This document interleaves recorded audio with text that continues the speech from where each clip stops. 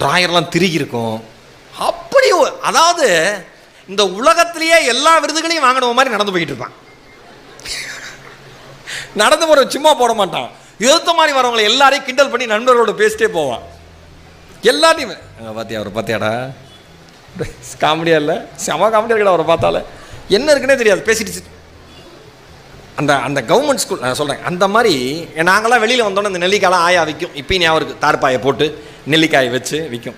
அந்த ரோட்டு கடையில் நெல்லிக்காயை வாங்கிட்டு அந்த நெல்லிக்காய்க்குனே தொட்டு சாப்பிட்றதுக்குன்னு ஒரு காம்பினேஷன் இருக்குது, ஒரு உதவி பொருள் இருக்குது.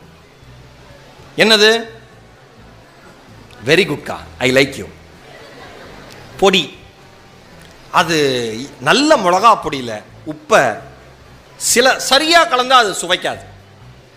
கரெக்டான விதத்தில் அதை கலக்கக்கூடாது. கொஞ்சம் தப்பு இந்த உரமா, உப்பு கூட இருக்கணும், இல்லைன்னா காரம் கூட இருக்கணும்.